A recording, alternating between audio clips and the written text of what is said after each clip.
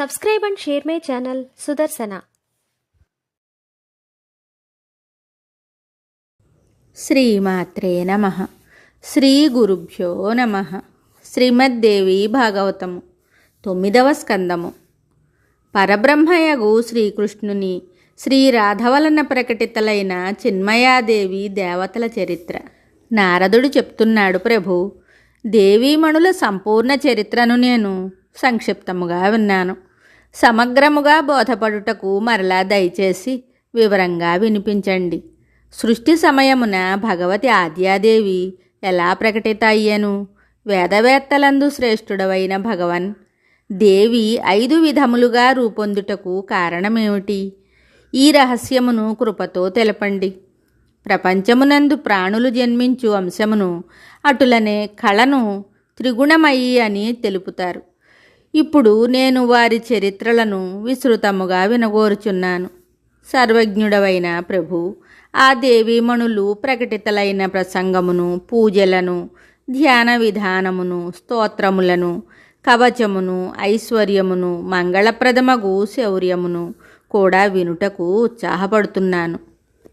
భగవంతుడగు నారాయణుడు చెప్తున్నాడు, నారద, ఆత్మయును, ఆకాశమును, కాలమును, దిశలును, విశ్వగోలోకమును, గోలోకధామమును ఇవన్నీ కూడా నిత్యములు. వీటికెప్పుడునూ అంతము లేదు. గోలోకధామమున ఒకవైపు వైకుంఠధామము ఉంది. వినమ్రులైన పురుషులు అచ్చటికి వెళ్ళగలరు. అలానే ప్రకృతి కూడా నిత్యమని భావింపబడును. ఈమె పరబ్రహ్మ యొక్క సనాతనీ లీల.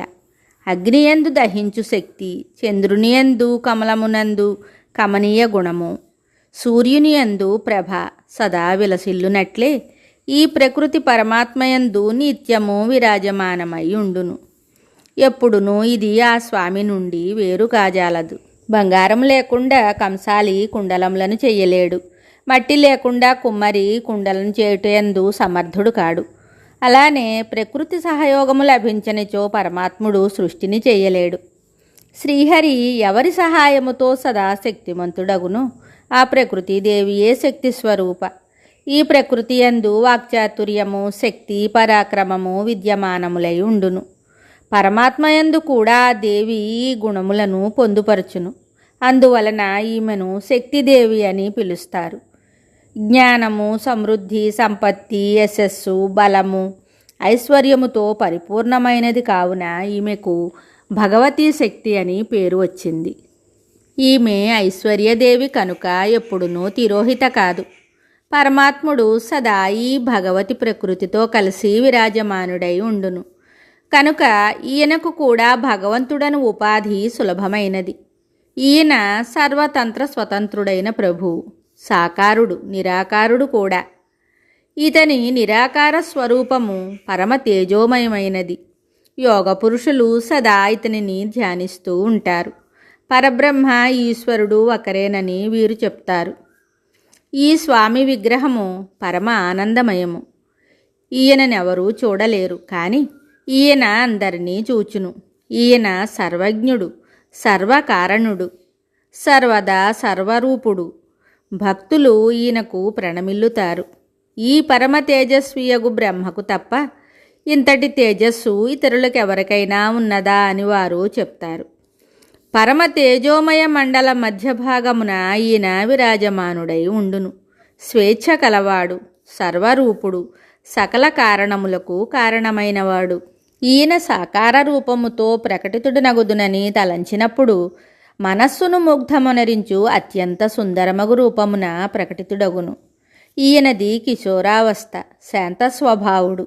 ఈయన అంగములన్నీయు పరమ సుందరములు.